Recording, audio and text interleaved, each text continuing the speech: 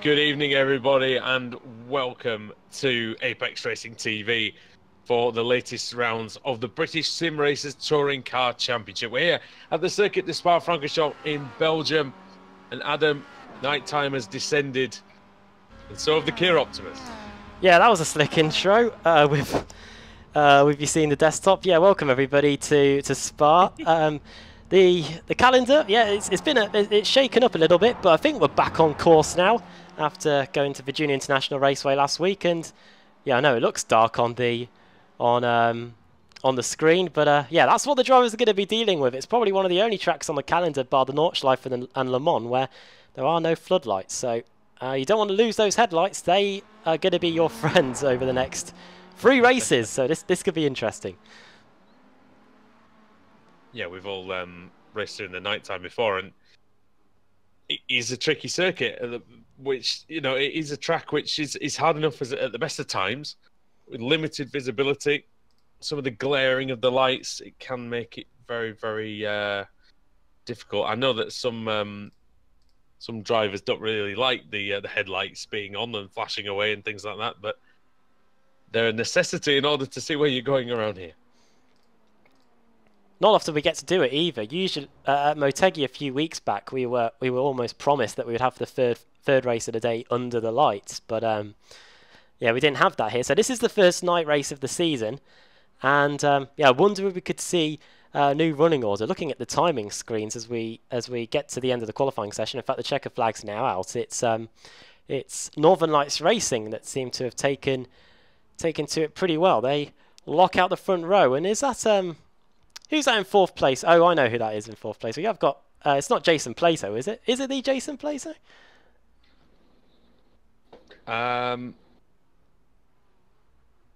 Who knows? It could be. I have no idea. In that case, hello, Jason. Yeah, that's thrown us. I've absolutely no idea whatsoever. Now,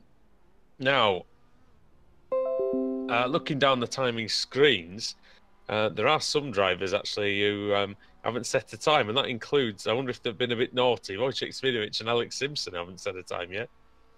No, Alex Simpson. In fact, I'm going to. It looks like they might be banned from qualifying. Yeah, session out. Alex has put on the YouTube chat that he got cramp in his toes on the outlap. Well, there you go. Racing drivers. That's no excuse. Racing drivers' excuses. That's one that I've not heard before, ladies and gentlemen. Yeah. Don't know what to say on that.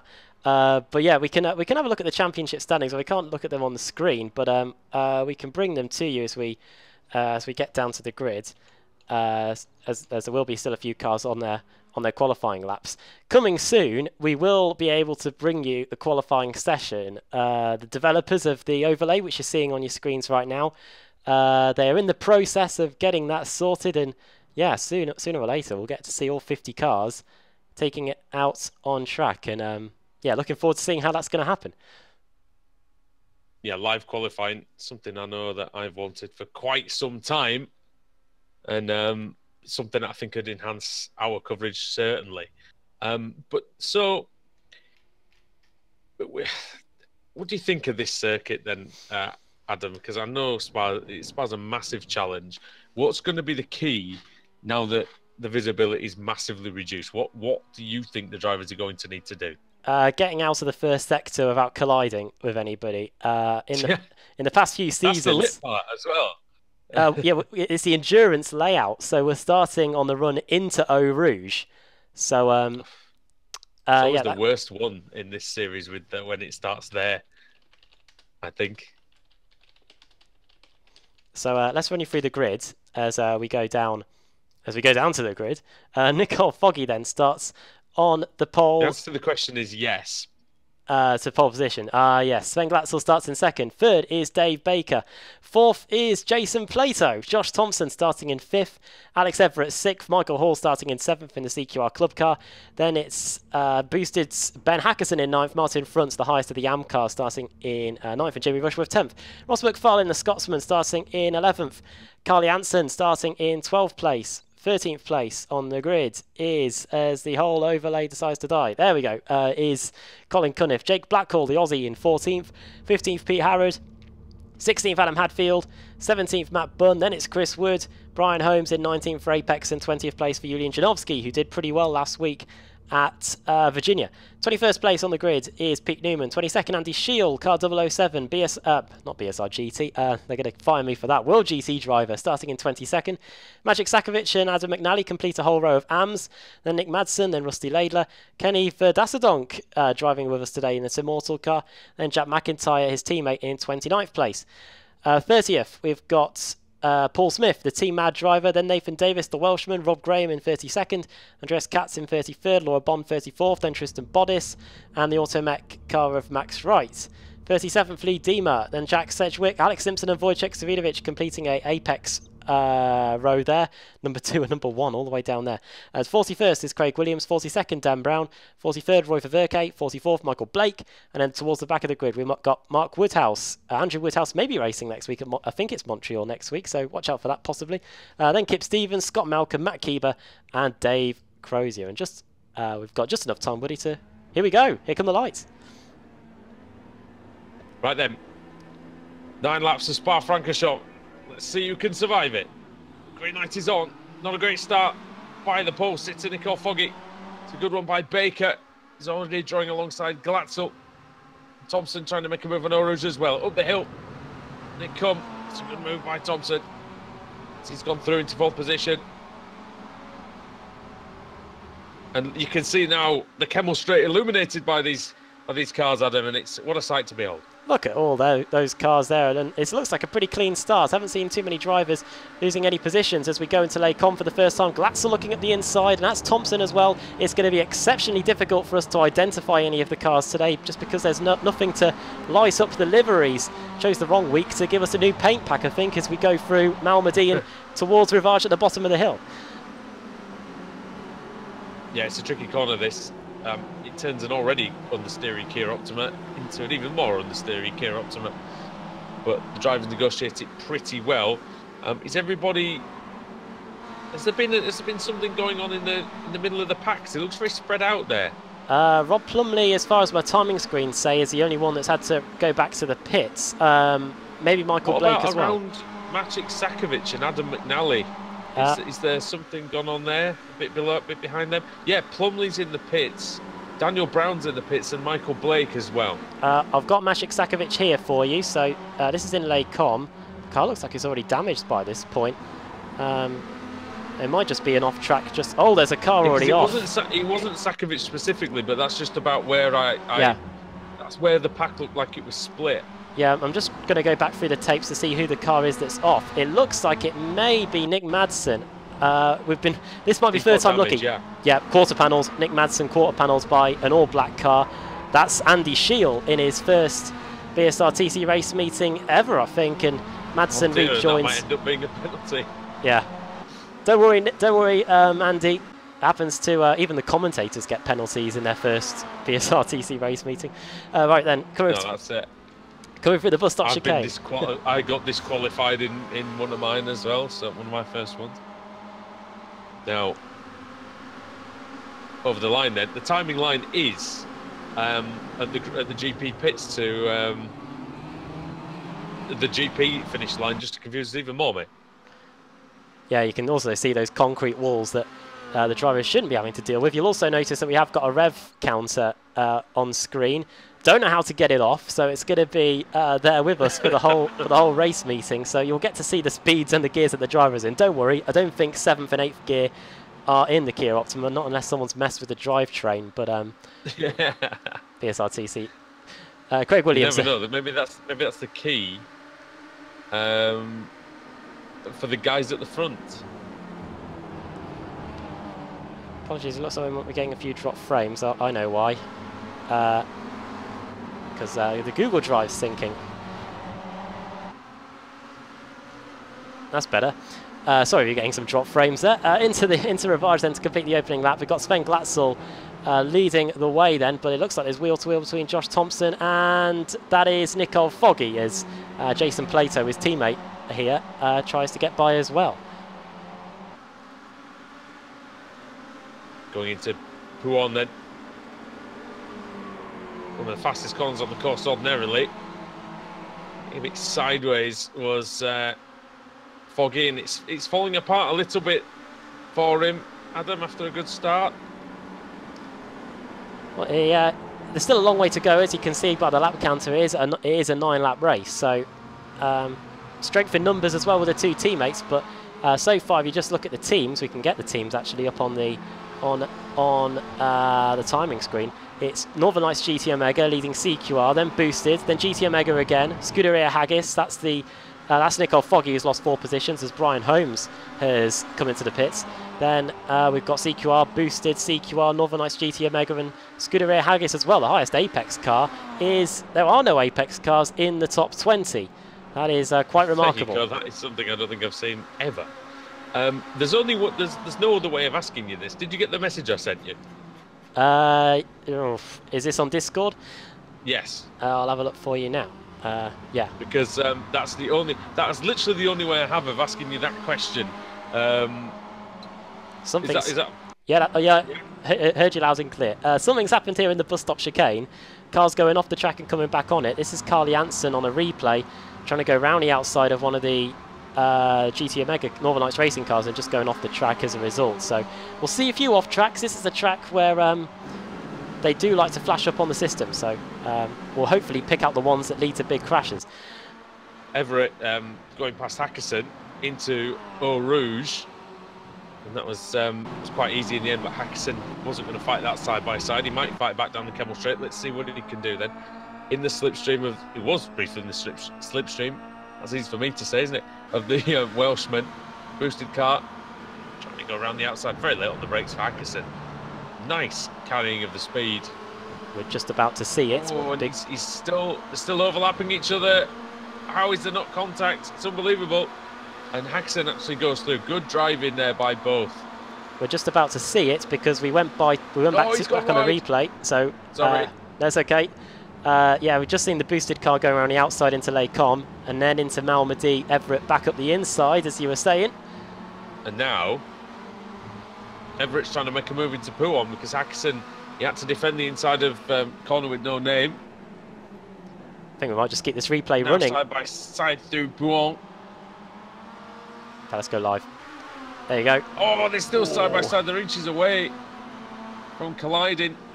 Hackerson has the inside line for the Fania chicane, but Everett will have the inside for the second part if he keeps his nose there, which he has. You can see car 15 just behind. That's Ross McFarlane. He's getting in on the action as well, as is car 8, which is Jamie Rushworth. He's actually dropped down behind this battle, but that was a great battle. Over half a lap's worth of side-by-side action. And Adam, I don't think it's going to end here because we're on the way to Blanchimont. Yeah, we watched all that lap from the chopper, and it was great. Oh, here we go into Blanchimont. Is he going through into Blanchimont? Oh, my goodness me, he's hit the curb. He's lost momentum. Here comes McFarlane. Oh, Everett, he's out of control. He's not going to make it, is he? Oh, he just about does. He was half trying to block McFarlane and half trying to attack Hackerson, but in the end ended up sort of doing 6 of one and half a dozen of the other. But cracking scrap there. So it's Glatzel, Baker, Thompson, Foggy, Plato, Hall, Hackerson, Everett, and McFarlane. That's your and Janssen. Sorry, is the 10th man. Oh, behind. This is close. McFarlane. Sorry, we've got a good battle here going on for 14th place. This is Matt Bunn leading Cunniff, then Adam Hadfield, who started 16th. He's currently in 16th, and great run by the 16 car there of Cunniff on the exit. See if he can get anything done here as we go up towards Les Combes at the top of the hill. Best overtaking place on the track, you would think, up here at Les Combes. And Pete Harrod under pressure then from this battle we were watching. Bunn and Cunniff. Oh, and Bunn leaving the door open slightly in Malmedy, but Cunniff not able to find a gap. And that's allowing Adam Hadfield, Julian Janowski, Andy Shield, Jake Blackhall, and Jack McIntyre to be interested. There's a whole load of cars that have been off the track and back on it again, but Don't think any of them have led to crashes at all. I think it's just the occasional driver putting two wheels off the circuit. But yeah, Martin Front also in this battle. Looking at the timing screens, it's pretty close between Hackerson, and it is because it's 1/10 of a second. Look at this, it's Alex Everett. They're at it again into the Fania chicane, or commonly known as Piff Paff as well. Oh, that's close, but the boosted car doing everything he needs to do to hold on to this position right now. Such a Frenchism that, isn't it, Piff Paff? Yeah, definitely is. Baker's gone off the circuit apparently, so's Nicole Foggy. Foggy is just up the road in fact, so he hasn't crashed because we would have seen him otherwise. And still behind Josh Thompson. Yeah, and Jamie Rushworth also off, but he's still in 11th place, so all is well there.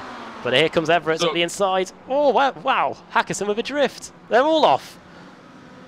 Oh, all off to the outside, and here comes McFarlane, thinking, what on earth do I have to do to get past one or both of these in a minute? That's the first contact between the two. Sort of merged together there. Yeah, well, good battle though, fantastic stuff. Really interesting scrap between the two of them. And here comes Carl Janssen, he wants a piece of this as well. McFarlane, he's got to make this move here because otherwise he's going to get attacked by Janssen. He kind of made the move, and then he sort of let him have it a bit on the exit. It's a catch-22 situation with Lassour. So you go up the inside, get a terrible exit, and then you see what happens there. Carl Janssen just breezing by on the outside. Yeah, and nothing he could really do. It just affects his speed all the way up to Lecombe as Alex Everett going well off the track there. Doesn't really gain anything by doing that, but still, stewards will be wanting to have a look at that if he tends to do that too many times. Oh. Yeah, it's a great battle, and it's heating up for the lead as well, Adam. It's getting rather close up there. Yeah, it is. Jamie Rushworth, just quickly, duking it out with Ross McFarlane. Yeah, the gap at the front. Sven Glatzel just 4/10 of a second ahead. Sorry, 3/10 of a second ahead of Dave Baker in second place as Rushworth gets that move done up into the top 10 for Jamie. But yeah, it's Glatzel leading Baker, then Josh Thompson in third, trying to keep Nicole Foggy, the pole sitter, at bay. Then it's Jason Plato in fifth. Fastest final sector, Jason Plato, in fact. So he's got the pace. See if he can get towards the front as we go into the Fania chicane again on lap 5 of 9. So we're past the halfway mark in this opening race. Plus, of course, we've got a reverse grid to come after the opening race. Michael Hall in 6th as well. Then there's 4.5 seconds to Ben Hackerson, who's now he's been released. Well, he's still lapping slower, but I suppose that last he hasn't done a full lap out in the open yet to see what sort of pace he actually has in that boosted car. We'll see that when he comes round. We'll be sure to update you on that lap time later on. Just a word on. We normally get criticised for talking too much about the Apex cars, but we might as well talk about them a tiny bit as they're not anywhere near the front at all. Andreas Katz is in 25th, Wojciech Svidovic is in 26th, and Nathan Davis is 21st, and Alex Simpson's up to 28th. So a pretty decent showing from Alex, with damage on the front right there, so he must have had a big contact at some point, but he's lapping 3 seconds slower than the leaders though. Says on my timing screen that Alex Simpson is in the pit lane, but I don't know what's going on. No, he's not. No, he's still circulating. He's there. He's in 28th place, 11 positions gained. It says Pete Newman's in the pits there as well, but I think that might be right actually. So 2:30.3 for Alex on that lap. So that's about a second slower than what the others are doing. The front runners are doing. Ben Haxton's time was 2:29.8. Oh my word! Wasn't enough to get up to the front. Sorry, go on. Look at this. This is all kicking off for the lead. Thompson versus Foggy. Foggy trying his best to wrestle himself back into the podium positions, but you've got to do more than that. Josh Thompson doesn't suffer falls easily, and he does not get past around the outside. Blue and green on the leaderboard, by the way. Osteo on the YouTube chat is Pro and Am. If you've got a blue stripe next to your name, you're a Pro driver. And if you've got a green, you're an AM driver. Diogo Mero on the chat helping us out, saying that there was just a big mess in Eau Rouge on lap 1. Haven't seen much of Diogo Melro this season. Haven't had the opportunity to say it's Melro, but well, it is. It's Melro. It is On the Melro. chat. Yes. That rings a bell as something quite important. Club Series champion, 2-time Club Series champion. Indeed. Along with Pete Harrod, who won that as well. And Maciej Sakovic, who won just the one. Sakovic as well, yeah. Harrod was 2 as well, wasn't he? Yeah, Harrod won season 2 and 3. Melro won season 4 and season 5. Sadly none for me, but we can't change that. You led the series at one point, so... Did indeed. I'd led the series after about half a season, that's fair, that's true. Right then, it is Foggy then. Let's go from the left front suspension as he tries to get past Josh Thompson here. By the way, Adam, that's absolutely astonishing that I led a championship, considering how good these guys are now. I wouldn't have a chance now against these guys. They're absolutely fantastic, likes of Harrod and Sakovic and Hackerson. Just gone to another level of quickness.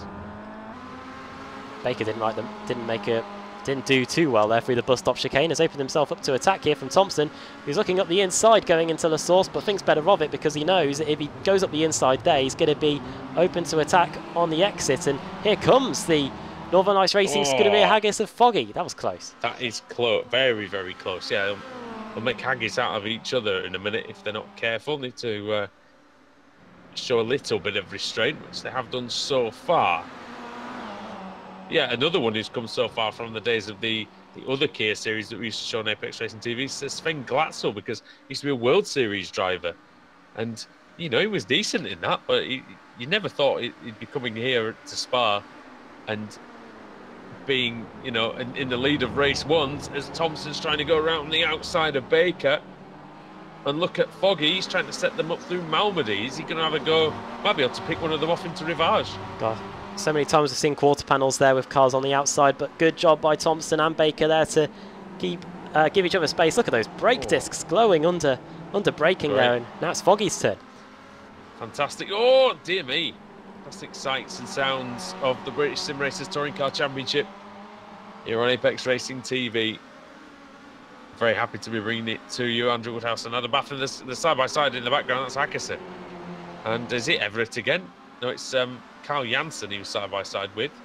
Where is Alex Everett? Everett's anyway? dropping down the screen. Did he just get quarter panelled coming out? Yeah, DQ'd, potentially. DQ'd. Was it? I haven't sed him return to the pits, so... Oh, DQ, that's crazy. DQ'd. He's already hit the 15 incident limit. It didn't look like he made one contact with Hackerson, so I've no idea. And he didn't look like he's had any damage, so must be off tracks. Mostly off tracks, at least. On our live timing screen, we do get every single off track fed to us. So looking at what we've had so far tonight, it looks like it is pretty easy to get the off tracks. And if they accumulate, and then you get a sudden 4x, then yeah, you're done. So coming up to start the penultimate lap, and it looks like Sven Glatzel's away with this one. He's got a 1.3 second advantage over Dave Baker, who's keeping Thompson behind. Let's see if we can go further down the field. Wojciech Svidovic is a man on the move, and he's about to pass his Apex teammate in Nathan Davis. And there he goes. He's through into 19th place, 21 positions gained. Yeah, both men have had a pretty good race. They're coming through the field with the guy who was at the front last week in Jack Sedgwick. And Sedgwick trying to go around the outside of Davis in the bus stop chicane. He just hit the curb quite hard on the exit though. Doesn't get the best run out of there, and Davis is going to be on the inside to prepare for La Source. First corner.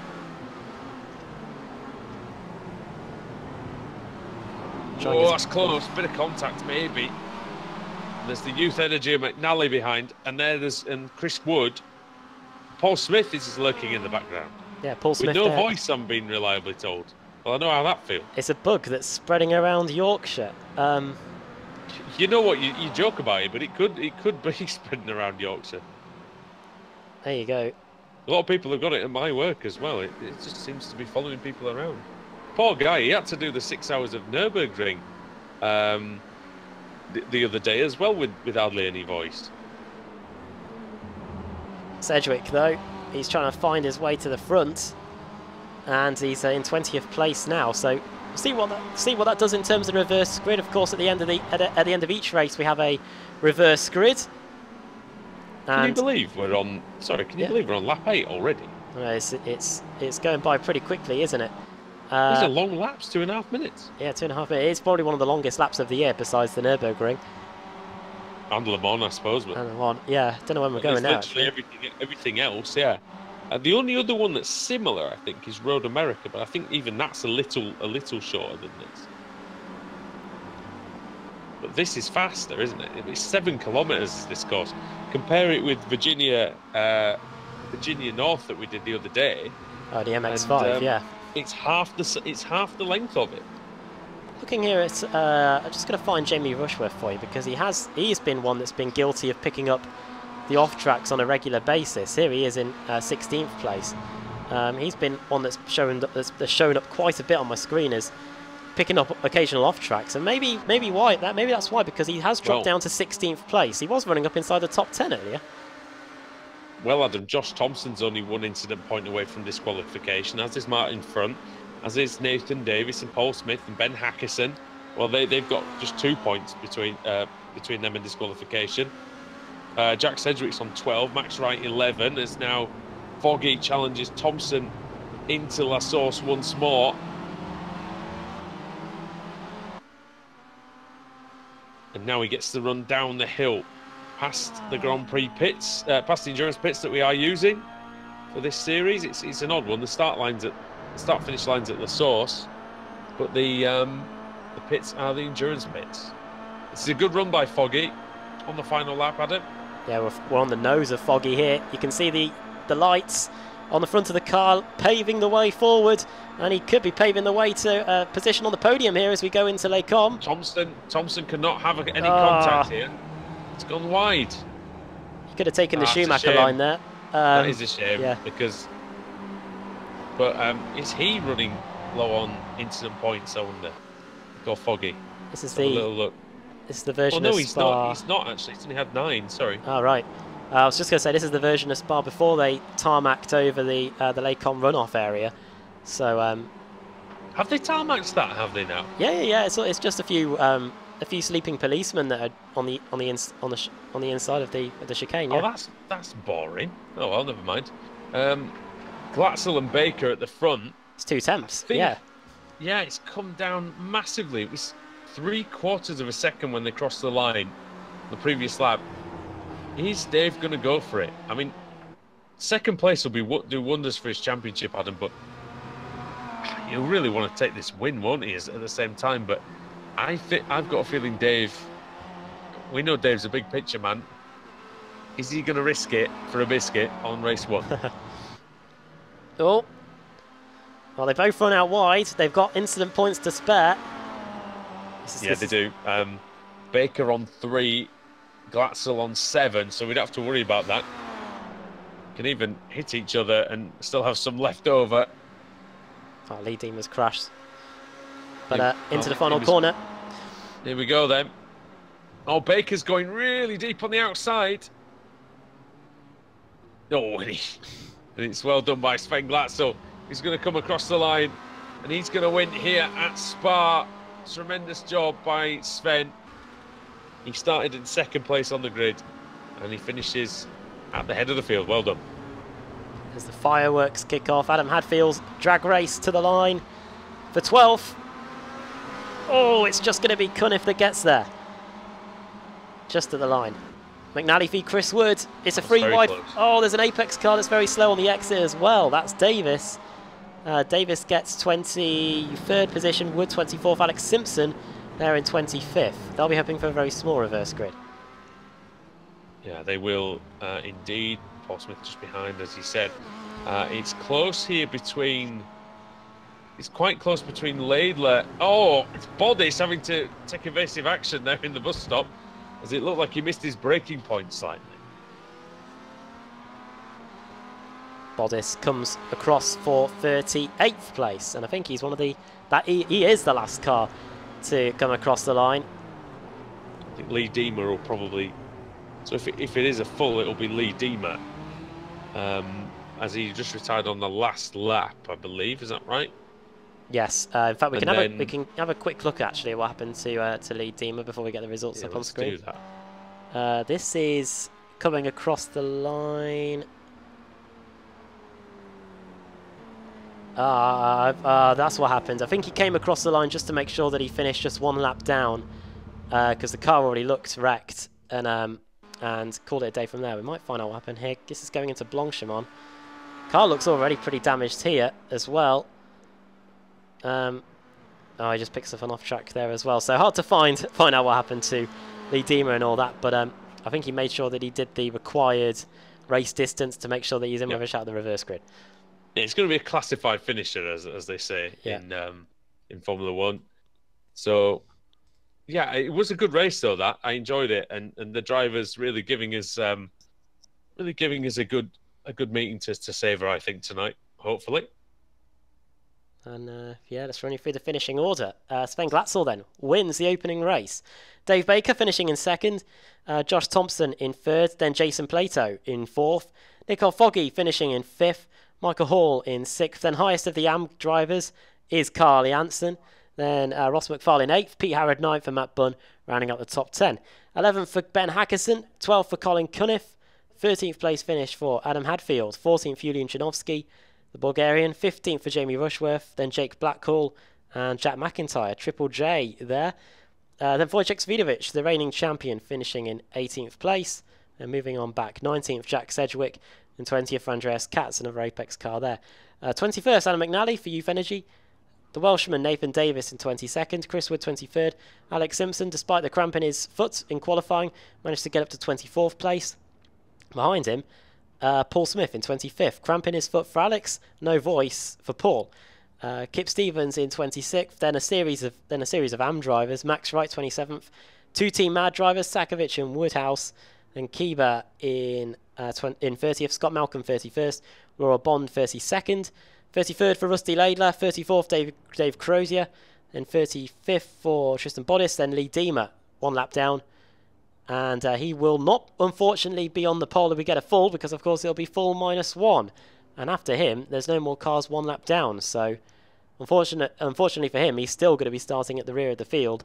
Then it's Alex Everett, Martin Front, Nick Madsen, Pete Newman, Kenny Verdastonk, Rob Graham, Brian Holmes, Michael Blake and Dan Brown all out very early on. We tried to find out what happened to them, but yeah, there was a mess in Eau Rouge. In fact, if we go back, I might be able to find it, but it all depends on whether drivers went off the track. If they don't, then it's going to be a bit more difficult to locate them. Pete Newman finished 4 laps down.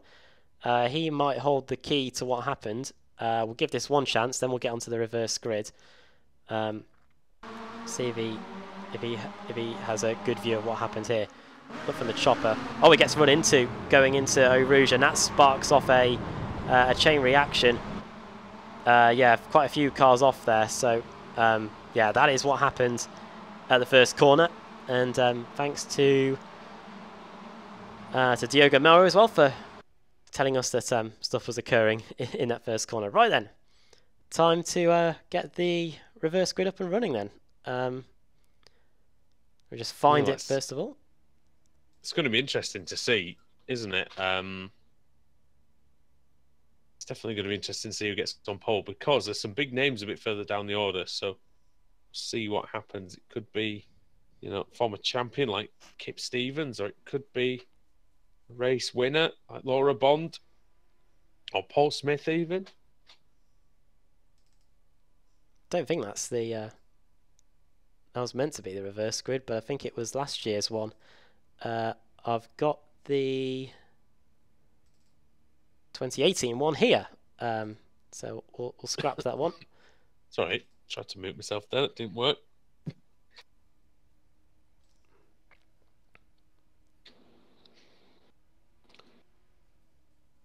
Well, I seem to have more voice at least this week. I'm happy about that.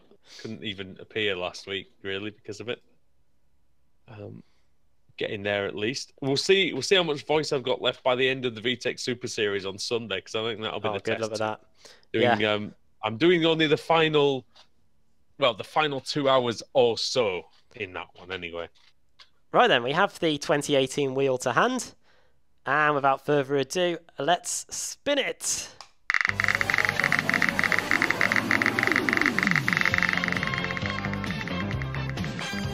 It's going to be a small one.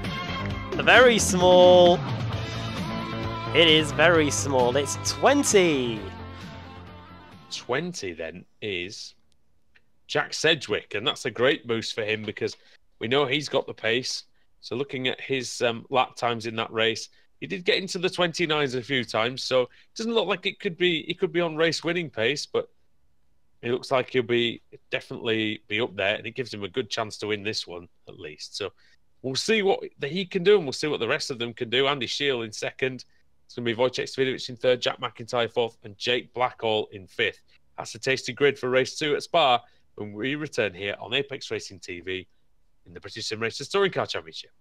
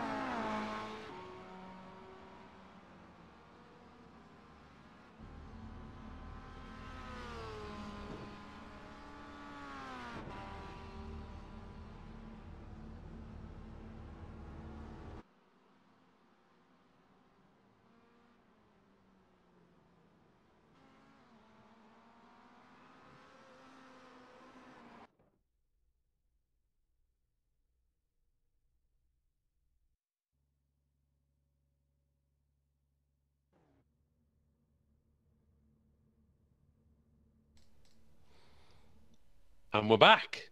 The race 2 of the evening in the BSRTC here at Spa. Andrew Woodhouse and Adam Bath with you to provide you all the action from another 9 laps. And Adam, the first round was really good, actually. I really enjoyed it. And this grid set up here, how is this a reverse grid when you look at the names at the front of this field? It's mental that we have such a big reverse grid in full -1 where we could have as many as 50 cars reverse, and then we get this 20 thrown in. So this is a blessing. This is a blessing, I think, for some of the Apex cars. You can see we've got Wojciech there in 3rd. It wasn't for our colleague, I'm afraid. No, it wasn't. He came in here very angry. I don't even think we have an Alex Simpson button because we obviously haven't used it. No, yeah. John Roberts saying this could be epic. Well, we're about to find out. Here we go, Woody. The lights are about to come on. Could be epic indeed. The green light is on. It's a great start by Sedgwick. Shield a little bit sluggishly away. The Wojciech Svidovic already has a chance to take 2nd position up the hill into Eau Rouge. Going up the hill nicely. I'm going to watch through the field because there was a big one here in race 1. Cycling through, trying to do my best to keep up with them as well, and yeah, looks like no one has wrecked it this time, as here comes Svidovic for the lead. Yeah, I think everyone's okay there. It's good to see Rob Plumley back in the Kia Optima, by the way. I think he's got to slow down. Oh. Here comes... Oh, Svidovic. Just about makes it through, does he? Oh, Sedgwick leading on him. It's going to be very close into Rivage. Oh, Svidovic cuts off the angle. But Sedgwick's back through, back alongside at least. Into the corner with no name. Svidovic forceful in defence. He knows how much it's going to be important. Oh, Sedgwick gets a great run through Liège. He's trying to get it done into Pouhon. He can't do it in Pouhon at least, but he might be able to do it coming out of there. As one of the CQR cars goes very wide, I think it was Shield. Yeah. And he's let McIntyre and Rushworth past. Sedgwick right on the bumper of Svidovic. Good scrapping at the start of this race, and McIntyre up into 3rd. Good start by him. Rushworth as well had an okay first race, nothing special. And then Janowski and Hadfield. Just having a look at what happened to Matt Keeber here, because we all of a sudden had a flurry of cars that were off the track. So just seeing what may have taken place here on a replay. Keeber gets forced off the track. Does anything else happen up front? No, I just saw a whole load of cars go off, so sorry about that. But here they come round to Blanchimont for the first time. Yeah, and what a corner this is in the Kia, because it's not quite flat out. Heavy braking for the must-up chicane. And again, do not sleep on Jack Sedgwick. He will punish any mistakes that Wojciech Svidovic may make. The 3-time champion. Nobody's won more titles in the history of the British Sim Racers Touring Car Championship. And we are in, what is this, season 11? No, it's not season 11. Season 12. Yeah, loads. Hopefully it's not like The Simpsons where it gets worse with each season. End of the opening lap then. It's Svidovic leading, then it's Sedgwick. We've got a great duel here. You'll notice I've finally been able to work out how to get rid of the rev counter, so we don't have that on the screen anymore. It's Rushworth fighting, well, he was fighting 3rd. We're looking here at Julian Janowski, who's about to get passed by Jake Blackhall, the Aussie. We could have a move for the lead here, mate. Sorry to cut in, but he's very close, Sedgwick. Oh, he was right there, and I apologise for cutting away from possibly an actual overtake for that, because he did not manage to get... Oh, contact, and it's Hadfield. Oh, and there's a car up in the air. That was Jack Regan. Regan off. Dear me. And they're swarming around here, trying to get some semblance of order in the top 10. Excuse me, sorry about that. Oh, I just got clattered into by car 50. It was the Radicals boosted car. Go on.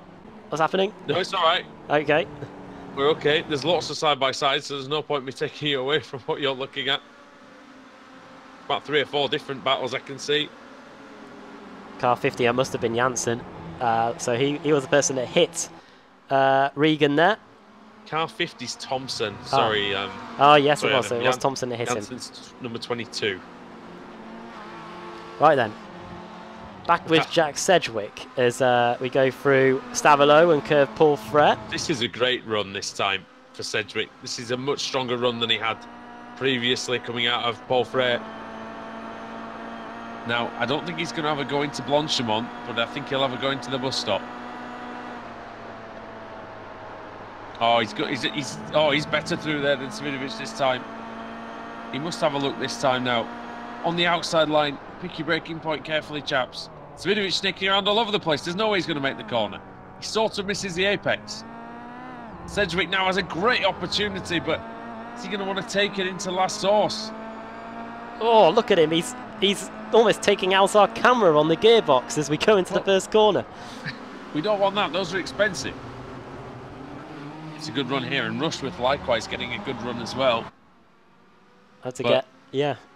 I must admit, though, we've seen how difficult it is to get moves done, actually, into Lecombe between these two. So we'll see if Sedgwick can get it done. He's definitely got more grip than Svidovic. Svidovic is pushing really, really hard. He's not really got a lot of control out there. Here comes Sedgwick. I think he's going to get it done this time. But here comes Jamie Rushworth with a double helping of slipstream down Kemmel. Yeah, where does he go? It's going to be Sedgwick going to the outside Kemmel. then. Svidovic is later Sedgwick on the has brakes. the overlap.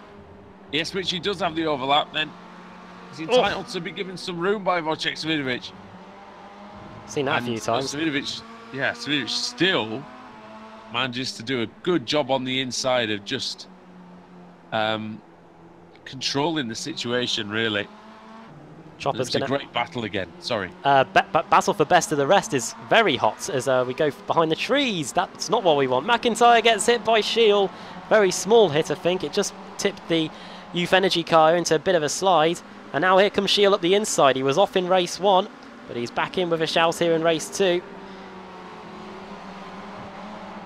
And you can see on the intervals on the left-hand side on the timing tower, positions changing left, right and centre. Josh Thompson is trying to get past Matt Bunn. He was off the track there, but he's back on now as we go into the Fania chicane, and that's Thompson into 11th place. Close battle there. I think we should go back to the lead now for this bit again, because this is the last part of the lap where Sedgwick seems to be really strong indeed. This time let's go on the nose of Jack Sedgwick. We looked from the gearbox of Wojciech last lap. We're now going to look at the nose of the Bodak car this time. Bodak car, and the driver inside it, Jack Sedgwick, pursuing his prey. It's Wojciech Svidovic, reigning champion, car 1, as you can see. Both very late on the brakes again.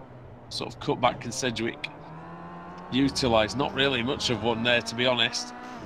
It might have just allowed Rushford to get a bit closer. A bit of contact between McIntyre and Janssen coming out of the final corner, and in fact Blackhall has a slow run out as well, and that means Janowski and car 9, which is Nico Foggy, can have a go into La Source. Blackhall very late on the brakes. Janowski decides to just turn in anyway, and whatever, and they're now going to be side by side down the hill going into Eau Rouge, and I don't think either man's going to back out of this.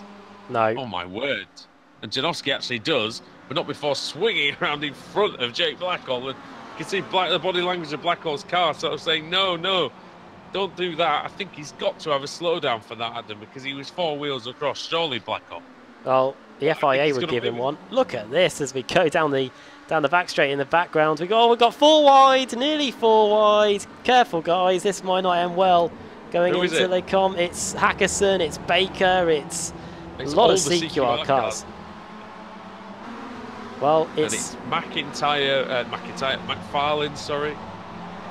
And we've got a few Apex cars at the back of this queue as well. And one's just hit. And that's Katz, isn't it? And Simpson's just hit Harrod. We've got Katz in there. We've got Simpson in there. Davis as well. We are under the lights, and it is the charge of the CQR brigade. I know we said that a few seasons ago, but that's what it looks like here. If we get the team names just on the timing tower, you can see that they're there in 11th place. CQR. What's happened? Craig Williams he's at the back of this group, by the way, getting super sideways. Utterly sideways going into Buon. He's got a ringside seat for the battle between Ross McFarlane and Alex Simpson, who are going side by side in Fagnes. Yeah, we've got the... Oh, dearie me. He's getting to... That was super close. I was certain he was going to be quarter paneling McFarlane there. He's got to grips with this old BSRTC, hasn't he, Alex Simpson? He's getting the elbows out, somewhat. Here he is in 18th place, 7 positions gained. He was having a go at me for not giving him a good enough reverse grid, but he seems to be making the most of his starting place here. As Sedgwick takes the lead. Of course we've missed the lead now. We've missed the lead change now. We've actually got away from it. But yeah, there he goes. Jack Sedgwick. It was into the bus stop, was it? I'll look on the replay. It was a great run. It was. I can't see that on my screen. Yeah, it was a great run through Blanchimont. He goes to the outside. Oh, he's messed up the source, Adam. He could give Savidovic a real opening here. Oh, we've cut back to live, so we'll be able to have a look at it. Watch out for Rushworth as well, by the way. You can see as well on the timing tower that the highest AM is Carl Janssen. We say AM. He's pretty much a pro, but... He's not an AM. That's ridiculous. Right then. Carl Janssen, for goodness sake, is one of the best drivers in the GT cars. Rushworth's on board will be good for this one, I think. He'll be able to see all the fireworks go off in front. Now, what does Sedgwick do? Because he can't move any more than that. Sedgwick on the inside, Wojciech on the outside. He's got the inside Wojciech and he's got the lead. Great move. But oh no, he's not quite got it. No, Sedgwick is on the inside. He's still hanging in there, is Jack, but just unable to do it. Now he's got to defend from Rushworth, who I think Rushworth's going to go for... Oh, very deep on the brakes for Sedgwick there. That was very nicely done. You can see the arrow on the back of the Bodat car. Hit me here, he'd probably say. Is it the season 4 champion, Jamie Rushworth? Yes, yes. Yeah, say hit me here. Yeah, exactly. Need the target on there. Now in Pouon. And how far away is the next group? It's Carl Janssen that's leading the next group of cars around, and it's McIntyre who's it's either my internet or his internet that was just blinking out a bit there. Dave Baker versus Nicole Foggy. Those two are side by side through Pouon as they negotiate over 10th and 11th place. Might have been a little bit of Pouon coming out. You never know. Now I'm sure back when I was about 6 or 7, that corner name always used to make me laugh. Yeah. Well, Baker now. Oh, look at this. And how on earth is Foggy doing such a good job of keeping that tight line there and carrying so much speed through curve Paul Frere? Unbelievable how they haven't connected. Great commitment between both of them. I'd be pretty hesitant about doing that, especially with how the server's holding pretty strong. Bad news for Foggy is Michael Hall's on the scene now. Yeah, we've got a CQR sandwich going on here, and the Scuderia Haggis car is the meat and the filling. Oh, meat in the sheep's stomach, as it were. Yeah, not that we're saying that CQR is the sheep; it could be any animal. If you would like another animal, please please let us know. Going into La Source, then Baker really taking a conservative inside line there in number 5. But doing a good job as it's still 2/10 of a second at the front, so I don't think Sedgwick has had to make any advancements yet. Has that changed at all, or was it was Wojciech that led the last time we were there? So didn't he? But yeah. Look at that, they're almost going into the abyss of just the blackness at the end of the Kemmel Straight as they go slightly uphill towards Lecombe. Sedgwick looks like his car's better balanced than Savidovic's car anyway. Yeah, we're still looking at this battle, by the way, between Foggy and Baker because they're still wheel to wheel. But we'll have a look at Sedgwick in a second as around the outside goes Foggy. This is just allowing Hall and Katz to get drawn into this here. Baker doing a great job of keeping Foggy at bay. Well, he's trying to get past Foggy, isn't he? I think that's what's taking place anyway. I think that's defence now. I think it is. Yeah. But they're doing a good job. Oh, here comes Hall. Hall's got a good run. Quite enough slipstream to have a go into Pouon. Is he gonna? He's gonna have a go into Pouon. Foggy has to leave the room. Oh, Hall getting very close to the quarter panel there of Foggy. Gosh, it's just so easy to just stop and watch these These guys have somehow got to sum up what they're doing in words. That's what I'm doing, unfortunately. Yeah. Sorry about that. I am. It's the equivalent of ball watching, isn't it? Really, the commentary equivalent. Well, we haven't had a look at the biggest movers, at least in the top 20 anyway. We've got them up on the screen. It's Laidler that's the man on the move. He did tell us last week to me and Chaz in the comms box that he would continue to try and impress us, and yeah, he's up to 19th place, 17 positions gained. Thompson up 10, Janssen up 10, so both the Radicals boosted cars gaining positions. Now that's Rushwood nearly running into Jack Sedgwick. We've got 3 laps to go here at Spa. In round 2 of the evening in the British Sim Racers Touring Car Championship, there is still one more to come, of course. Yeah, we've got the third and final race. We'll hope for... We had a small reverse grid for this one. Let's hope for a really big one for the final race of the day. Got to give Chaz Draycott a shout out actually for covering me at such short notice last week. I did not have a voice last Thursday. It was appalling. I was driving at this track in the AOR Formula Renault Series, which incidentally you can see tomorrow evening here on Apex Racing TV. That'll come to you from the Circuit Gilles Villeneuve tomorrow night. But yeah, I was here and didn't get very far. I got hit the arse in the bus stop. And Sedgwick's here. Oh, but Sedgwick! Oh, he's been hit not quite in the arse, but definitely in the flank. That was almost a rib shot there. Liver shot. But he got away with it. Good move though in the end. Well played.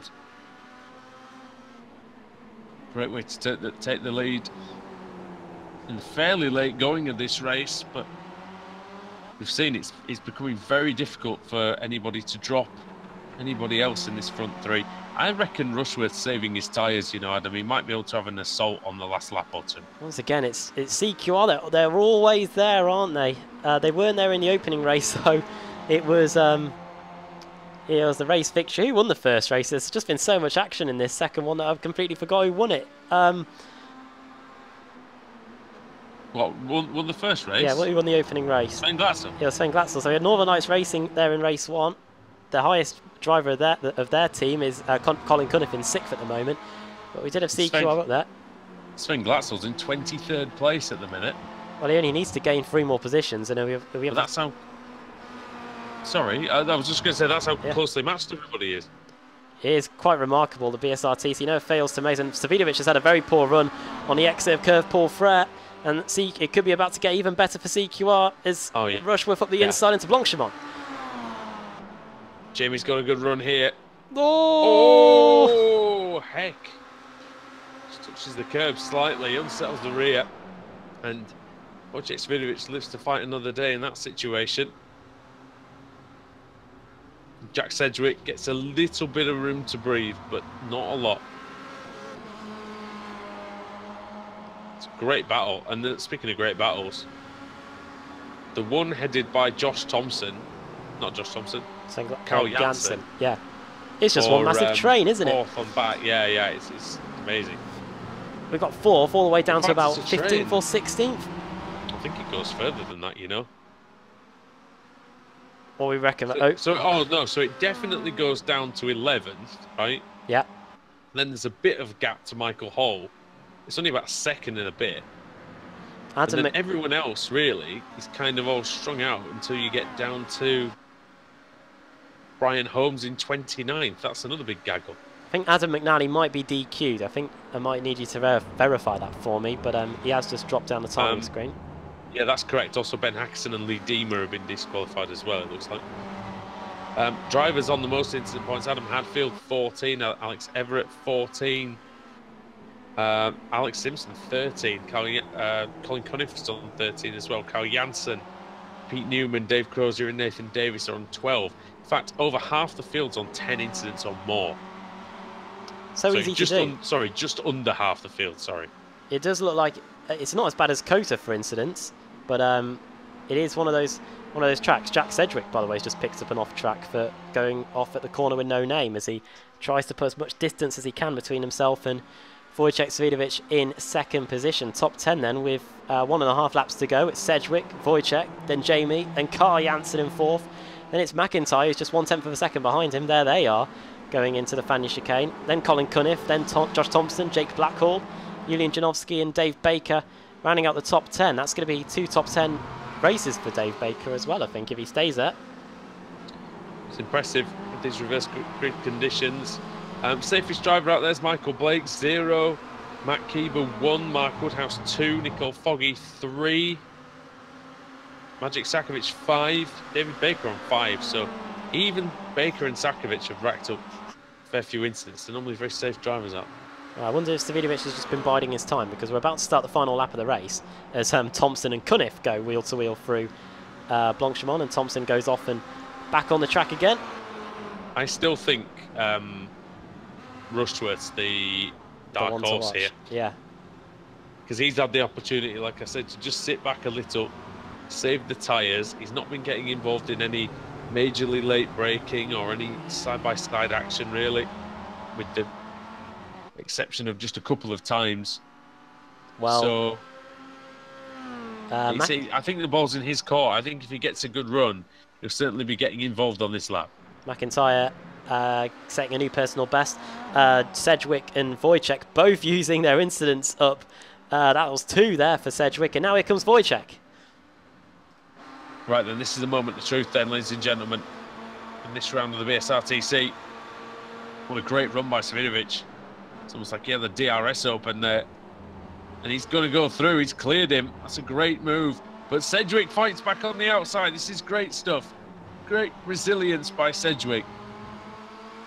What can Savidovic do? How far can Sedgwick push? And what can he risk? And here comes Rushworth. Oh man, he had to get out of that. Otherwise there would have been a contact and probably a quarter panel. Well then, it's all classic racing. Yeah, this is classic racing. It is. Going into Pouon then. Oh! Rushworth very sideways. Oh, we didn't see it, unfortunately. But and he's right up his sphincter now. See if he can get him into Fanny's chicane. It's going to have to be some lap, but it's going to have to be some final sector from Sedgwick to get the lead back. It's looking like a good one. It's looking like a good one. I reckon he'll have a run, because remember, he was getting the runs before and he was lifting off. He was lifting off going into Blanchimont because he was closing too quickly. He didn't want to go side by side. He's got half a chance still. If you can really wind up this Kia Optima, Rushworth's out of it unless there's an accident, I think, at this point. But he is gaining Adam, slowly but surely. Oh. And he gains a bit more through Blanchimont, and he's not going to be close enough for a move, surely, but he does put pressure on Wodge to his breaking point. And he does. And in round 2 of the evening here at Spa, in the BSRTC, victory goes to the reigning champion. It goes to Wojciech Savidovic. Oh, Thompson hit in the final corner. That was a bump and run there by Colin Cunniff. All the positions change. Jansen's been DQ'd on the run to the line, I think. They're all weaving all over the place. Yeah, Jansen has not made it. Was that his own teammate? Did they hit each other? Oh, he put 2 wheels on the Astro. That's what he did. I think that might have just triggered the off. What, for Carl? For Carl, yeah, I think that's what happened. Oh. We can get I can try and get you a replay. Rewind.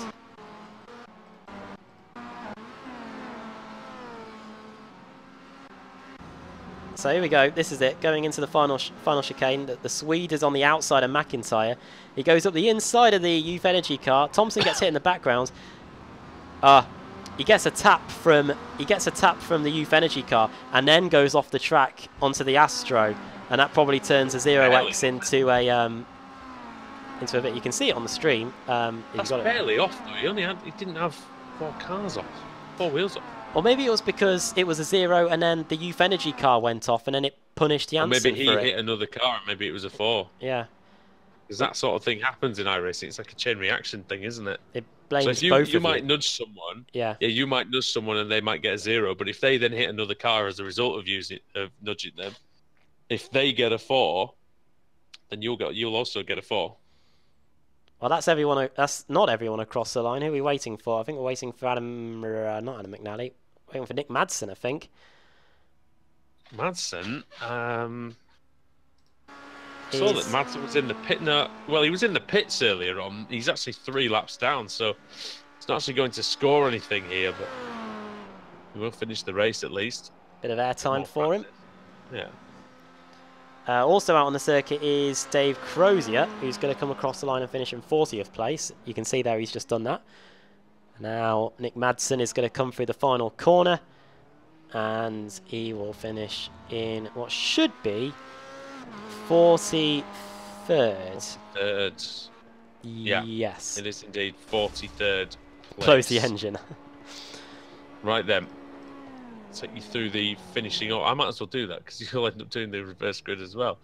Wojciech Svidovic then takes the win by just 1/3 of a second from Jack Sedgwick, Jamie Rushworth in 3rd. And then those 3, they were 10 seconds ahead of anybody else.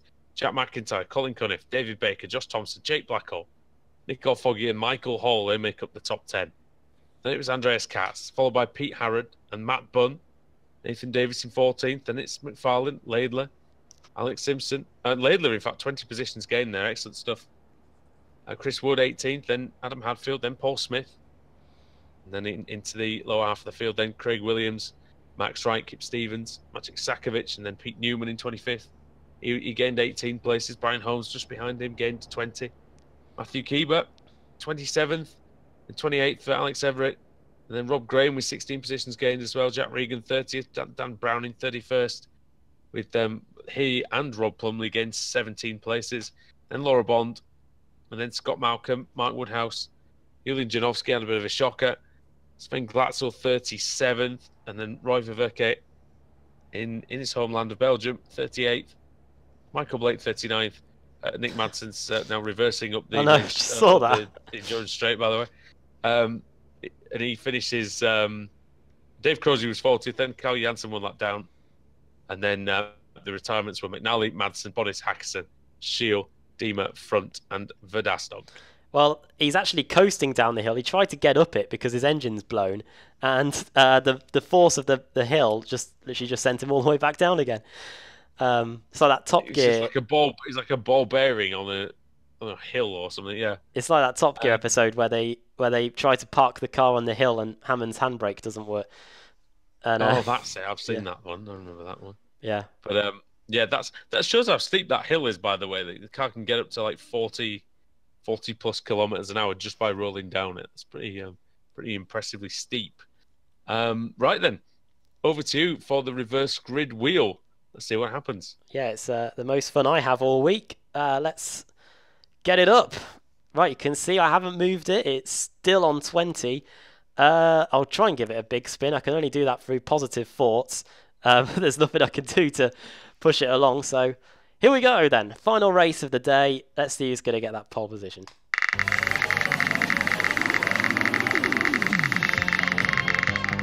Right then. It's going to be a big one.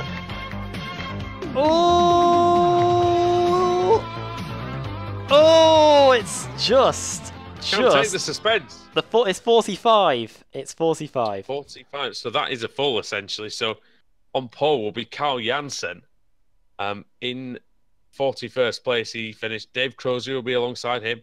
That'll be Michael Blake, Roy Ververke, and race 1 winner Sven Glatzel. So some good competition at the front, and we'll see how that goes when we return here on Apex Racing TV for race 3 of the night.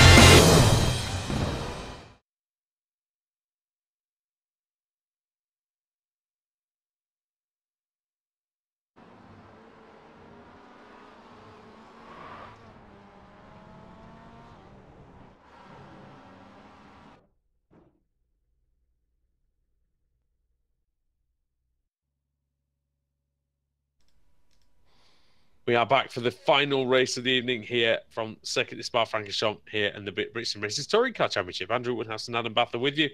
And Adam, going down to the grid, well, we've got certainly a good race on our hands. It's a good chance this for Carl Janssen.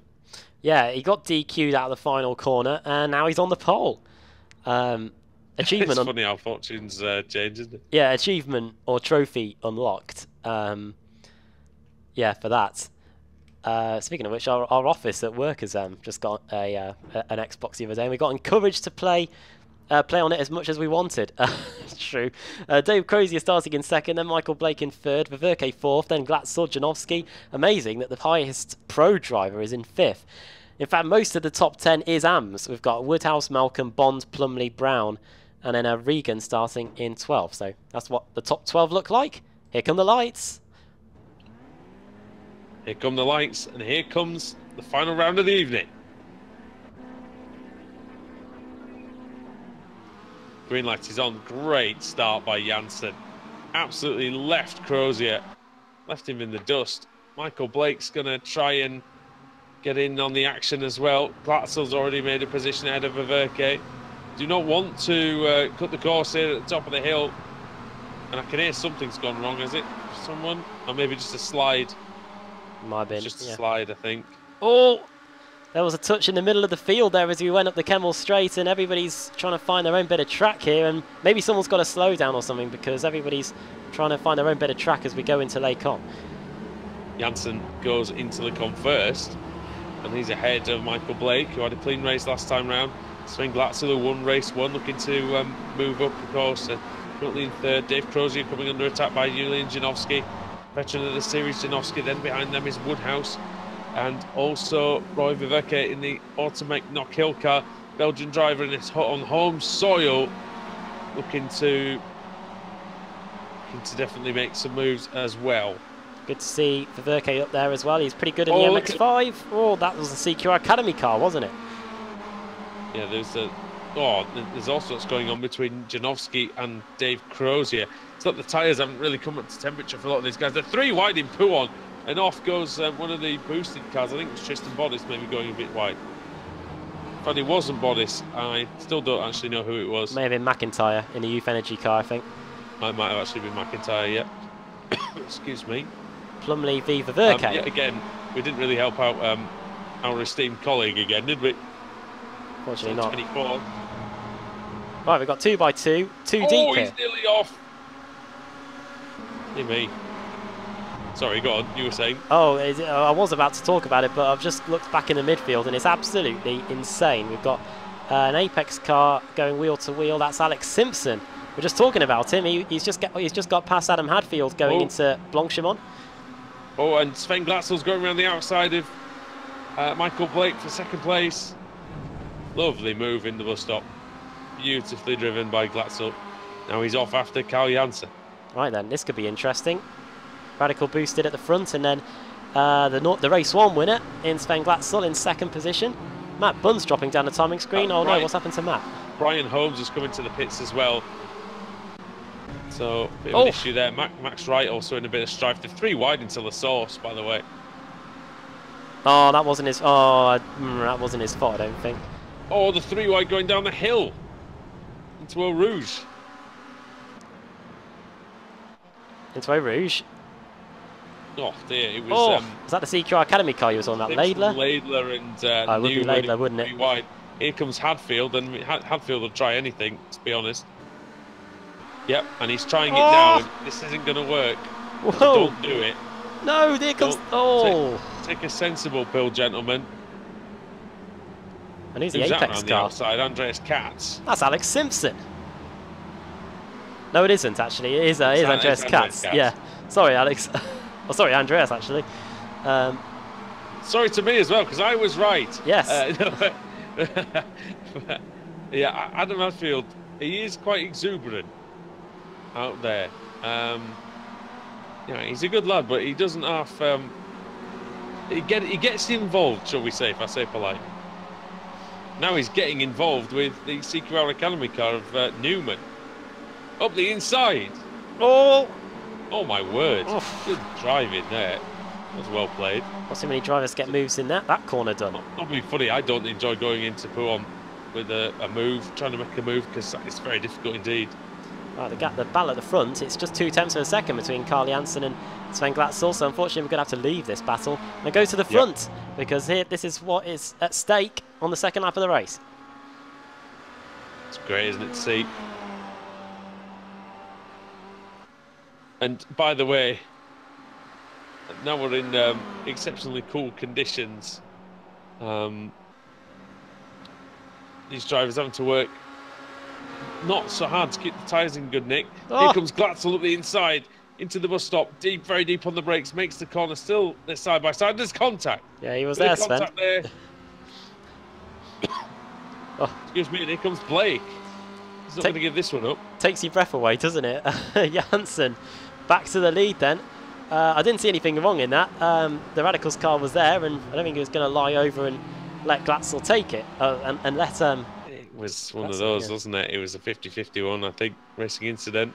Me. Well, as you can see, we've got Pro-Am, then a Pro, then a Pro-Am, then a Pro, then a Pro-Am, then whatever Rob Plumley is, then an Am, and a Pro and a Pro. So Rob Plumley is an Am in this category. Oh, he's cut the course at Eau Rouge. It's gonna be a slowdown surely for Plumley. Well, if it isn't, I'll be flabbergasted. And actually, he's going to get a move done, you know. Instead of getting a slowdown, he's going to be able to get past Dave Crozier. And is he going to get Janowski as well? He's going to get at least one. Oh, he's booked and bowed over the curb there. Oh. So cutting the course gets you positions is the lesson to be learned, kids. There we go. Cutting the course is key. It's up the inside goes Alex Everett on. So the quarter panel might be key here. Oh. Woodhouse, is it? Yeah, it is, with the British flag on the top. Alex Everett, who had that great battle with Ben Hackerson, is really trying to push on Woodhouse here. Mike's trying to hang in there. Alex goes around the outs, or goes on the slightly wider line through Puon. It looks good. He's clear.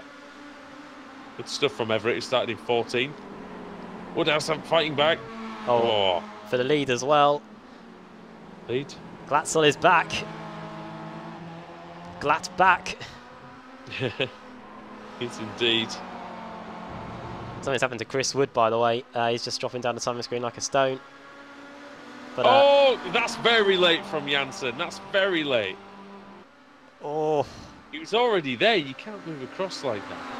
All the time you have to leave a space. Oh, and this might be... Oh, no, this is going to be really bad. It's over 120 miles an hour here. Oh, the power of the internet saved them both there. They both went through each other. And Janssen trying to hold on. He's not going to hold on this time, I don't think. He will get the slipstream this time. Yeah, he will. And Michael Blake's still not out of this as well. He could take the win here. You can see how just considered driving from Blake while these two are fighting.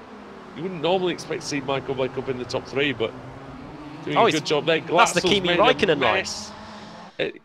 Well, except it hasn't worked as well as that cheating swine in 2009. Sorry, I'm a Giancarlo Fisichella fan, so screw that guy. Right, this is going to be a great run from Janssen. Look at that, he gets the apex fantastically.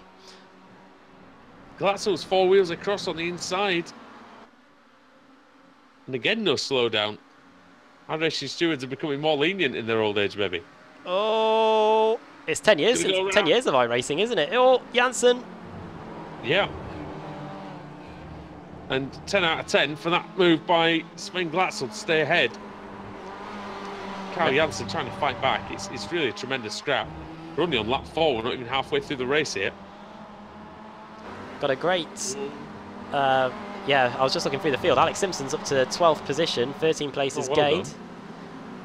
And look at this, he's closing on this gigantic gaggle up here, and he's gone full four-wheel drift through Rivage. Well done.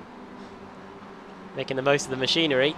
However, a slow car... The car looks really loose, doesn't it? Yeah, it does a little bit. It comes the battle in front. This is Woodhouse versus Kip Stevens, who's up the inside and through. I can see it, and there goes the That's Daniel Brown, isn't it?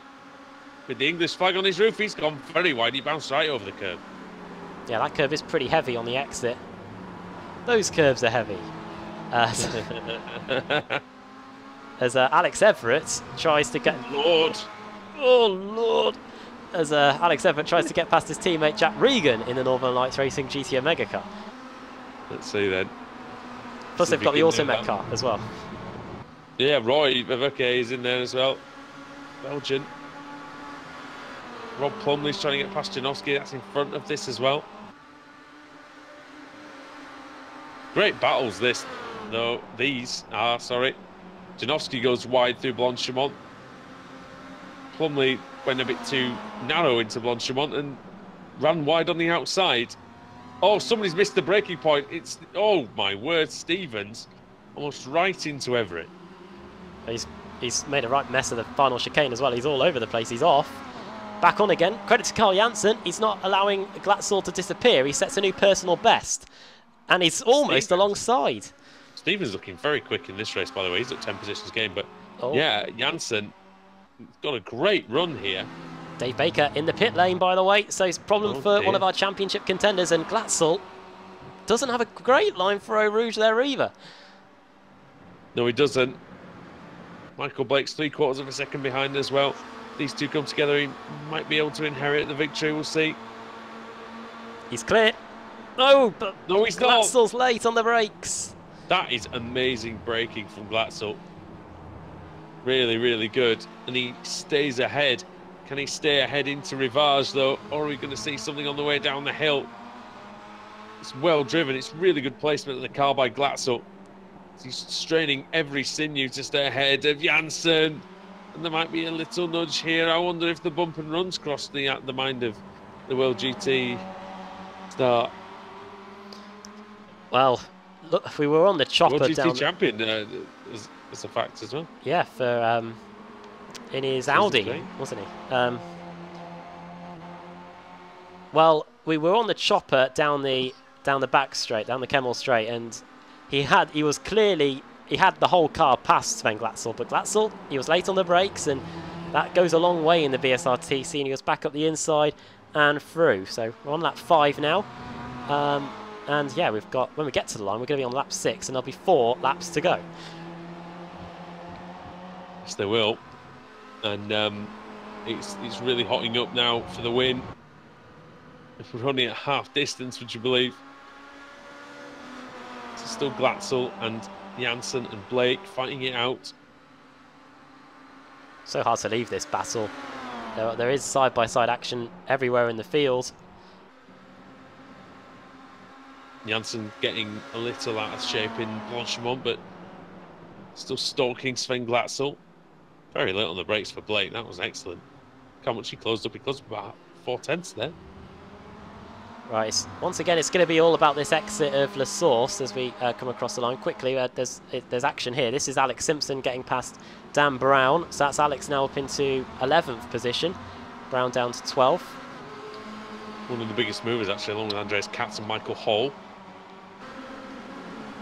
And there's an Automet car going wheel to wheel. That must be the Verke.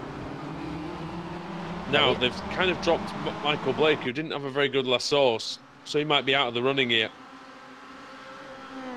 Good run this time by Janssen. He's got to find some way of getting over to the inside. But I just don't think it's going to happen, Adam. Glatzel just will not allow it. Oh, that's very, very close. Oh, man. Oh, pushing each other now.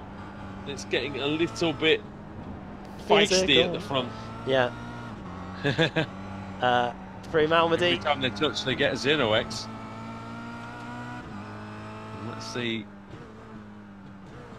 Oh, into Rivage. It looks like Janssen's a little better in the slow corners, but maybe Glatzel's a little bit better in the fast ones. You can see the way they throw the car at the corners, and that's what you've got to do in these front-wheel drive Kia Optimas.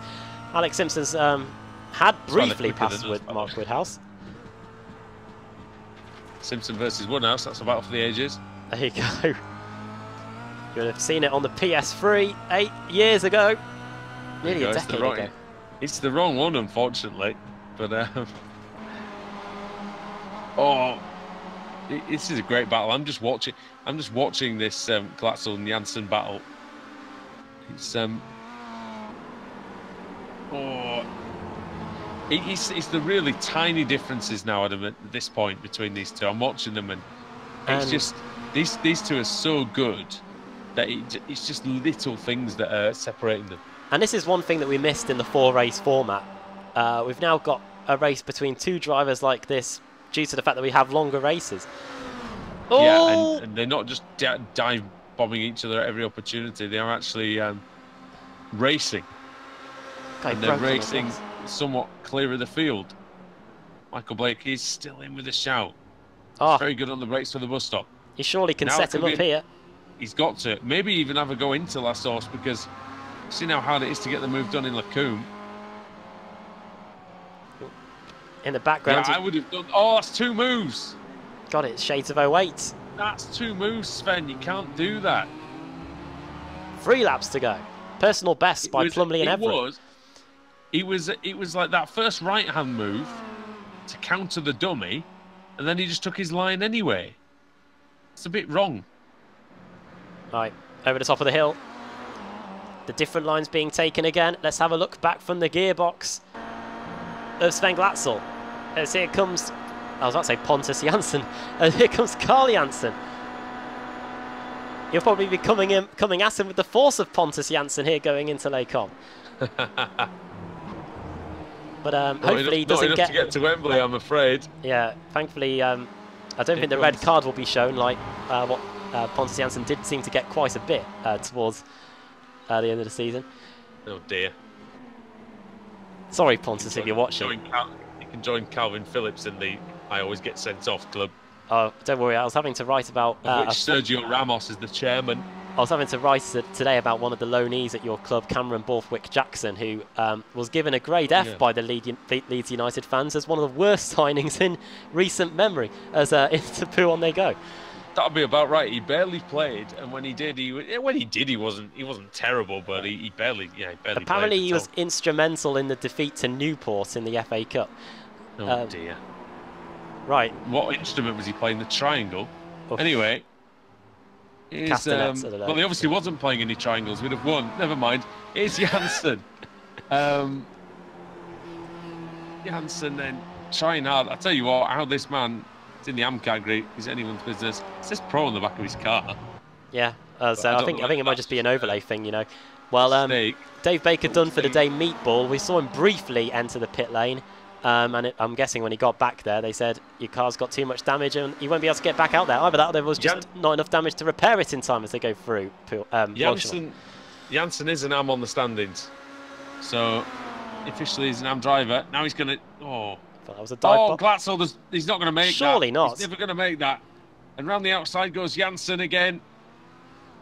And he's going to try and push him slightly wide, but this time he's up the inside into La Source. Bit of a role reversal here. Round the outside goes Glatzel. Still watching, about an hour behind, about a second behind. Right, that's him using his off tracks. You could say that's strategic. Some would say that's cheating. I think it's cheating, to be honest. And look at that, it gets him back into the lead. Yeah, because of course it does. Because he watched the 2009 race as well. But now Janssen's going to have a great run. He's got a fantastic run. Let's see what he can do. Glatzel drove brilliantly to win the first round of the evening. Starting from second place, starting from fifth in this one. Oh, look at this. Can he clear him? Not quite. Glatzel very late on the brakes. He's going to make it, though. Oh, how does he do that? This will be the triple setup here. I think he might be just a bit too far behind. We'll see the speed that Janssen can carry through Malmedy. Got a good. He did get a good run, but never going to go up the inside into Rivage, really, because it's so understeery, Adam, you've got to take that tight, that's almost that early turn in, really, because otherwise you're just going to wash out. Right, good battle here between Alex Everett and Rob Plumley, and Alex Simpson gets quarter panelled off into the wall. The comeback was looking good, but it isn't anymore, and down the order he goes. Oh, Glatzel wide through Pouhon.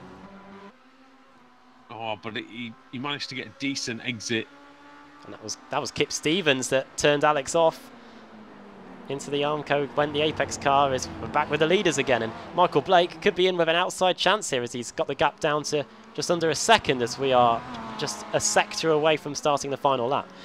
Well, again, if they go side by side for most of the last lap, which is a possibility, then Michael's going to get an opportunity. So it's Janssen, Glatzel, Blake, Janowski, Plumley, Regan, Everett, Stevens, Woodhouse, and Viverkesi top 10. Now he's closing massively, is Janssen, but there's no way through there. Unless you're alongside into Blanchimont, you're not going to get through anytime soon. Now what are we going to see from Glatzel? Covers the inside, drifts over slightly, much cleaner than last time. Is he going to go for the move? He is, there's contact. I knew that was going to happen straight away. As soon as they turned in, that was going to happen. And contact this time going the way of Janssen, but again, it's one of those. What do you penalise? Do you penalise the optimistic move, or do you penalise the guy who turns in on the outside? I think that's a racing incident. Let's have a look at it. Let's have a look at it. Sven won't see it like that. I don't know. Was there enough of an overlap? We'll have a look at it again. In fact, we can even get it on the slow mo as well. We're looking from the chopper. Oh no, that's maybe a bit too slow mo, but we'll go with it anyway. I think Janssen was being very optimistic there, to be honest. There wasn't enough. I don't think there was enough for the car alongside. But no. So yeah, it's probably a foul on the part of Janssen. Right. But Glatzel's not done. This is the final lap. It's a long lap here. 7 kilometres, remember, ladies and gentlemen. You can try and avenge that move. And look at this. Look at the. And he's siving into it. He gets an opportunity. This is the German pushing as hard as he humanly can. Michael Blake still sat in third, still less than a second behind. He's having the race of his life out there. Look at the time that's being taken out through the corners. That was a clear punt, said Scorch on the YouTube chat. And here he goes. Yeah, I would tend to agree with it. Up the inside to put on. Tremendous. Now I wonder if I reckon it's even. It's even now. Be careful now. It's all square in terms of it. Shenanigans on the final lap. Do not. I wonder if Janssen maybe thought better of it. The way that Glatzel was taking time out of him was either because Glatzel was a man on a mission, or maybe Janssen felt a bit sheepish. But it's all that the gloves are off now, as we've got a third of the lap to go, and Michael Blake could win this for Simmortal. It's not the first mention of sheep we've had this evening, is it? There's been a few, but there he goes. They're going to be lambs to the slaughter. Oh, great run! They're going to be going to the abattoir after this one. Here comes Janssen. Oh. Well, he's from Sweden. He's going to make meatballs out of him. Who knows? Into Blanchimont then. Could the Kia become a flat pack? Is fighting it out. The Titans of the tarmac. Oh, he's alongside. Oh, he goes wide, but he's still there. What can Glatzel do? He's got to think quickly here. Oh, he turns into him. That's not going to work. And again. No, he's going to try. Oh, no, don't do it. Drag race. It's Janssen. Oh.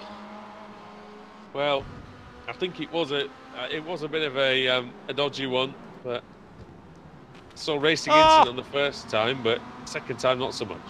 Oh, DQ'd! Brown and Hall together. Ooh. There we go. That did go well. Over the line comes Oh dear. As the fireworks kick off in the atmosphere, Savidovic comes across the line 22nd. It was Hall who hits Magic Sakovic, who started that all off. Oh well, these BSRTC races, don't you just love it? Over the line comes Tristan Bodis to get 36th.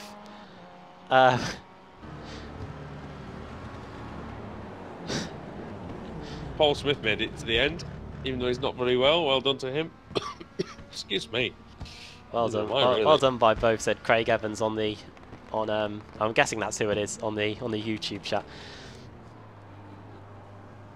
And just as we go to the blimp, I think the fireworks have ended. But we had fireworks on the track there, and Spa delivers yet again.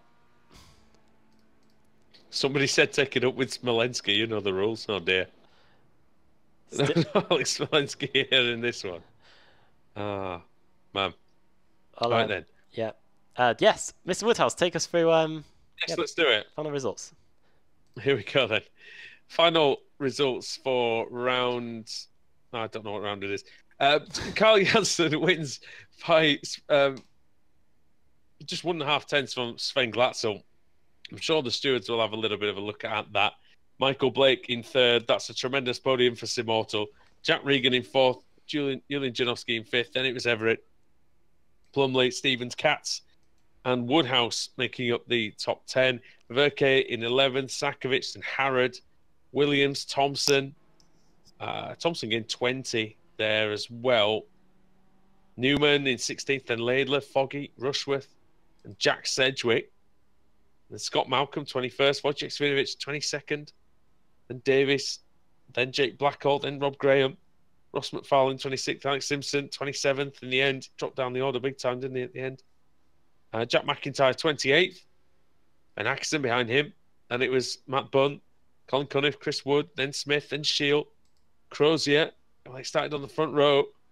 And he could not make that count. 35th for him. Bodis and Laura Bond round out the lead lap. Finishers, 1 lap down or more. Well, 1 lap down. Brown, Daniel Brown, Michael Hall, Adam Hadfield and Brian Holmes. And then Matt Keeber, Adam McNally, Dave Baker, Kenny Vidaston, Nick Madsen and Max Wright all bit the dust in that one. Well, we do have interviews waiting.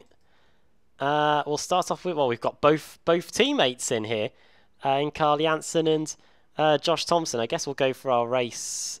We can actually grab both of them actually because they drive for the same team. So I'll let you ask the tough questions. Oh, I should have said Bagsy, not me. Carl, welcome and well done on the win. Thank you. It was all pretty exciting towards the end. We'll start first with the move going into the bus stop on the penultimate lap, just before we started the final lap. Do you reckon there was room up the inside there? There was definitely room, but then we got a net code between us. So. And then on the final lap, Sven was really cutting the gap down, and then there was a few moments where it nearly ended in a crash between the two of you. Yeah, but I mean, we had some good, tough racing. I think it was pretty good racing, I think. Josh, I'll come over to you quickly as well. Entertaining evening for you. I don't know. I'm just trying to find where you finished in this final race. There you go. I think. There you go. Yeah. So 20 positions gained, and well, that's just a normal day, isn't it, in the life of Josh Thompson? Yeah, I'm really happy with tonight. I think tonight's probably been the best performance of the season for me. I've always been quite strong at this track. Last time we were here, should I say last season, I was at the front, but obviously I feel like I've changed a lot since then. Last year I was more reckless. This season I've just taken my time more.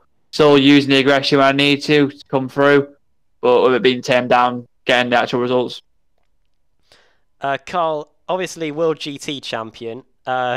Is there anything that you can transfer from that over to the Kia, which is completely different? Well, I can't say there's much. Front wheel drive. Yeah, not even close to the same downforce, but you know, the racing coming through the field and all that, that's been coming over here, I guess. Is there anything, Josh, that you've been able to teach him? Not to rage.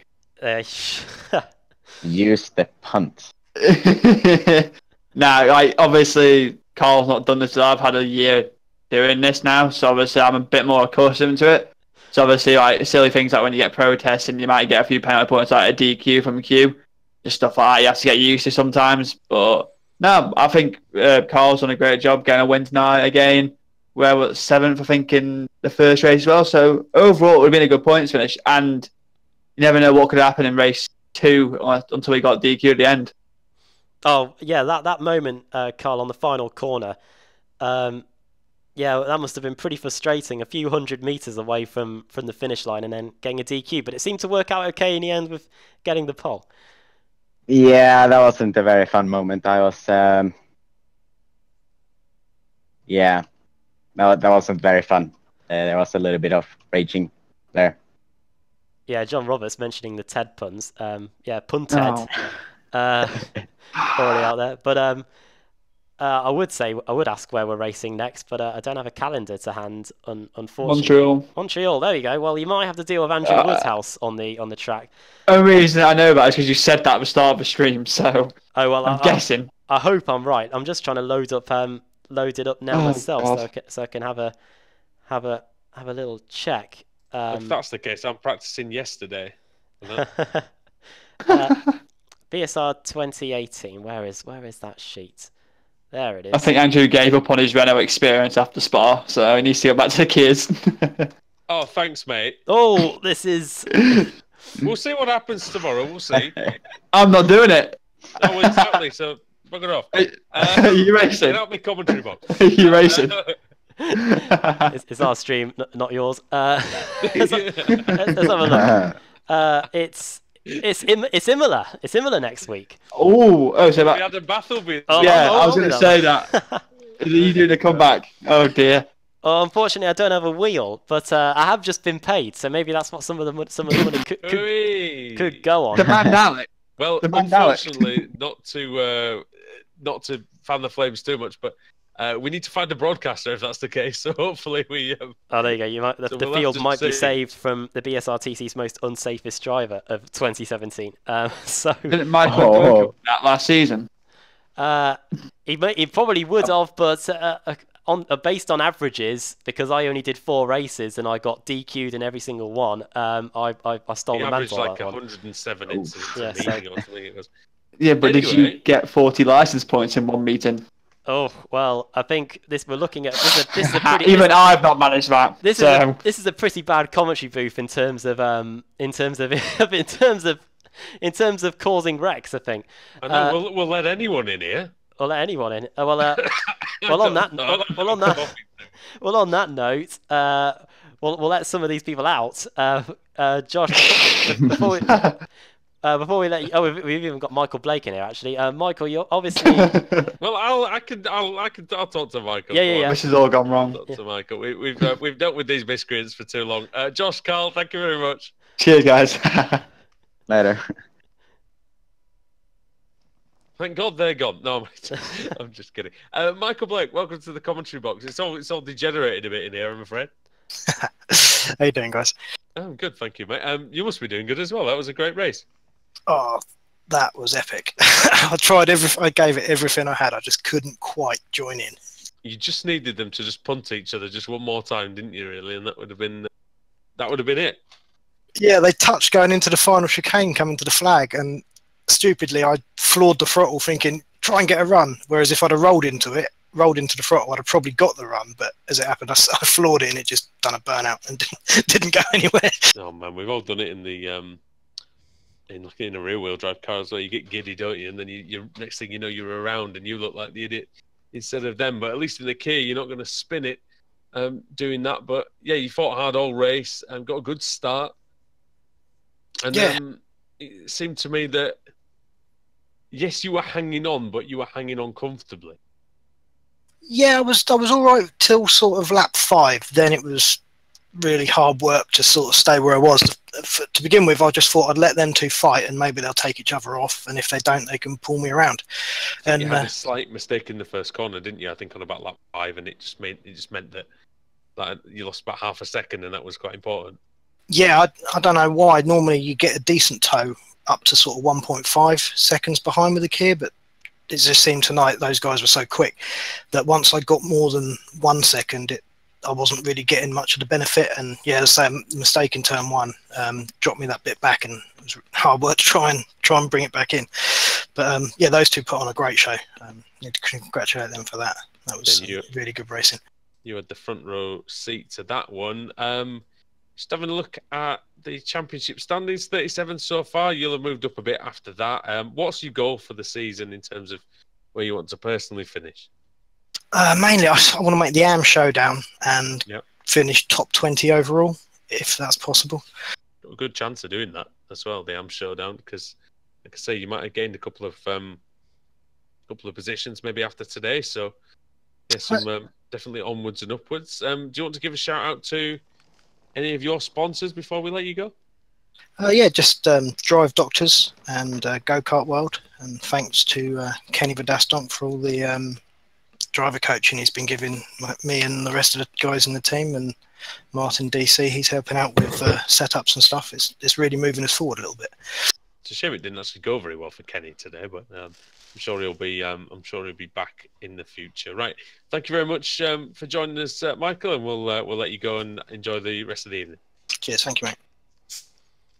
Good to hear from Michael Blake there. We've got two familiar faces to the interview room waiting to join us now. Two very different personalities, you could probably say as well. Let's drag them in. It's Alex Simpson. Let's get them both in, why not? It's Alex Simpson and Rusty Laidler.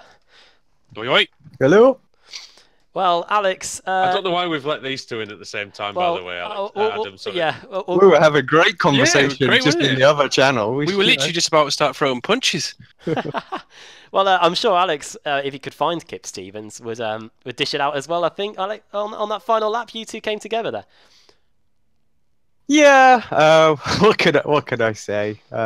Savage. No.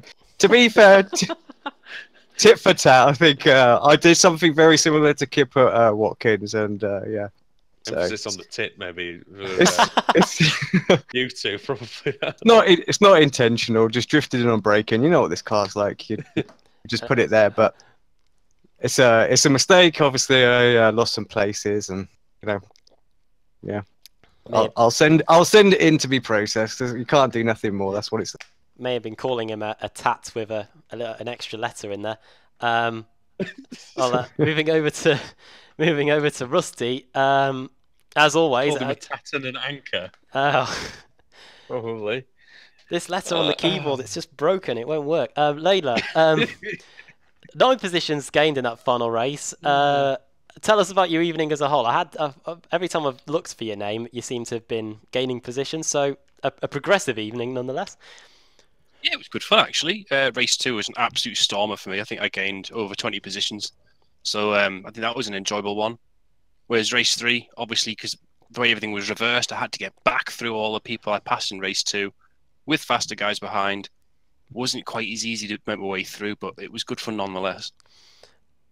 We haven't asked any of the drivers this so far tonight, but what was it like racing under the lights? It's something that we don't often do enough in the BSRTC. Well, have you ever driven a car that has 6-volt headlights? No. It's worse than that. And to put 6-volt headlights into layman's terms, what is that like? Basically racing with tin lanterns on the front. You may as well just put 2 candles. And the other issue that I had with it looks all right on the stream. It looks like you can. Yeah, see it looks super bright externally, but internally, no. You just got no light. Anyone, I think there'll be a few people that use VR will share this one with me. Is you can't dim down the light inside the car, so you've got this dial right in the center of your screen that is brighter than the bleeding sun. So you can't see Jack. So it's like ultimate glare problems. Yeah. Right in the middle of the dashboard. Oh dear. Well, but, I mean, because I've raced at Motegi, but Motegi's a little better lit than this, isn't it? Last time I raced it at night, I was on triples, and it wasn't too bad because the way it was set, I didn't really see that blue dial. But in VR, it's right in your face. It's constantly like glowing under. Well, it's not under your eye line, but you know what I mean. It's just It's not right in your face. It's just underneath, and it just does weird things with my mind. I was on triples, no problems here. But what is with the great big bright light that when you're coming out of Paul Frere corner that tries to blind you? I know the one that you mean. Yeah. What the hell are they doing that thing? My eyes. Yeah.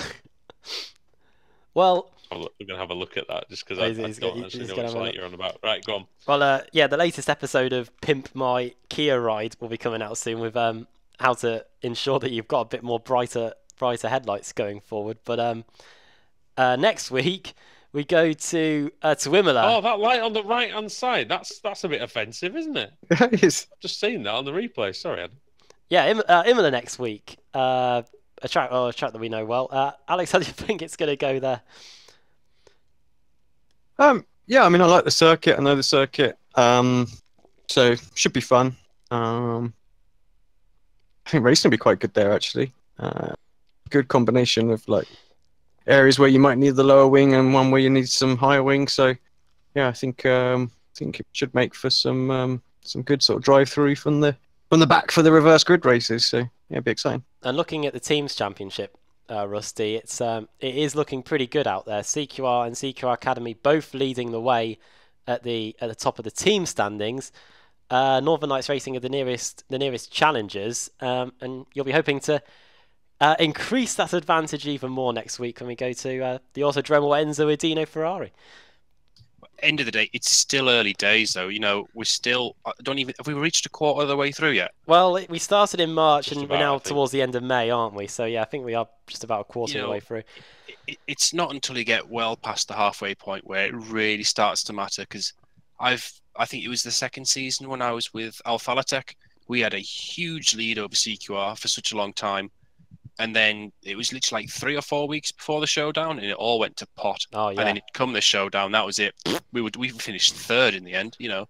So we can't get cocky yet. The only thing we've got to do is just keep racking up those showdown points because it all helps. But end of the day, nothing really matters till those final 10. Is it 10 weeks of showdown or 8 weeks? I think it might be even less now. I think it might be 5, maybe as much as 5 or 4. So yes, it doesn't really. You know, the only thing that matters is just staying in contention and totting up the points for this showdown points. Was that the year when Michael Shellback was on fine form right until the very end of the season? Yes, that's the one. Yeah, first year on Motors TV, I think that one. Yeah, that was a good one. But yeah, well, Alex, Rusty, it's been a pleasure. I know we have different teams, so Alex, the messages for the sponsors, please. Yeah, well, big shout out to all the guys, to Apex Racing TV. You guys, importantly, been thrown in the deep end this time. So to Simputer's PC Systems, Leo Bodner, SDK Gaming, Precision Sim Engineering, and JCL Sim Racing. And Rusty, what you got a shout out for this time? No, I just want to say thanks to the team, especially Rob Plumley and Andy Shield, who stepped in last minute to help us out. It was great to see Plumley back on the grid, if I'm honest.